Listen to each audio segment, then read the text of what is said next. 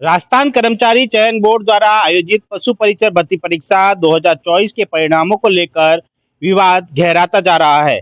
300 से अधिक अभ्यर्थियों ने भर्ती प्रक्रिया को लेकर राजस्थान हाईकोर्ट की जोधपुर पीठ में याचिका दायर की है। इस याचिका पर अगले सप्ताह सुनवाई होने की संभावना है।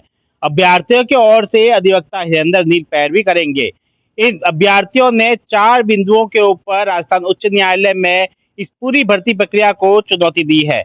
अगर पहले बिंदु की बात करें तो पहला बिंदु स्केलिंग फॉर्मूले के ऊपर है। याचिकाकर्ताओं का कहना है कि बोर्ड ने स्केलिंग का जो फॉर्मूला अपनाया है उसे सुप्रीम कोर्ट ने पहले ही असंवैधानिक घोषित कर चुका है। जब परीक्षा कई शिफ्टों में होती है तो सम प्रतिशत इक्वल परसेंटाइल फॉर्मूला ही लागू किया जाना चाहिए, जिसे सुप्रीम कोर्ट से मान्यता प्राप्त है।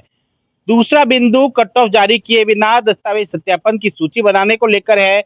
बिना किसी स्पष्ट कट ऑफ अंक जारी किए सीधा दस्तावेज सत्यापन के लिए उम्मीदवारों की सूची जारी कर देना भर्ती प्रक्रिया की पारदर्शिता पर सवाल खड़ा करता है। तीसरा बिंदु स्कोर कार्ड जारी नहीं करने को लेकर है। बोर्ड ने अभी तक अभ्यर्थियों के स्कोर कार्ड जारी नहीं किए हैं, जिससे उम्मीदवार अपने प्रदर्शन की जांच नहीं कर पा रहे हैं। चौथा बिंदु फाइनल आंसर की जारी किए बिना लिस्ट जारी करना है।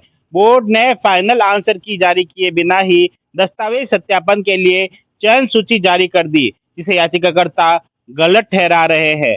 यह भर्ती परीक्षा 1 से 3 दिसंबर के 2024 के बीच में 6 शिफ्टों में आयोजित की गई थी। याचिकाकर्ताओं का दावा है कि टॉप 100 में से 99 उम्मीदवार केवल छठी शिफ्ट से है, जबकि पहली और चौथी शिफ्ट से एक भी उम्मीदवार चयनित नहीं हुआ है।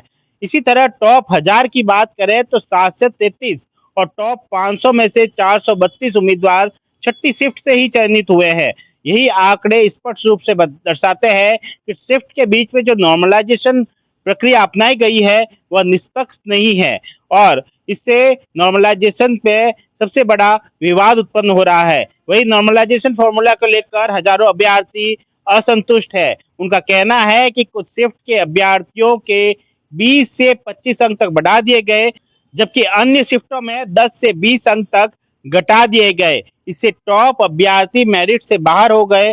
कम अंक लाने वाले उम्मीदवार चयन सूची में ऊपर आ गए। इसके अलावा अभ्यर्थियों का कहना है कि पहले 63 गुना उम्मीदवारों को मेरिट में शामिल किया गया, जबकि अब सिर्फ 1.25 गुना को डॉक्यूमेंट वेरिफिकेशन के लिए बुलाया गया है, जिससे करीब 4 लाख से ज्यादा उम्मीदवारों को नुकसान हुआ है। इस भर्ती परीक्षा के लिए 17,63,000 अभ्यर्थियों ने आवेदन किया था, जिसमें से 10,50,000 उम्मीदवार परीक्षा में शामिल हुए थे।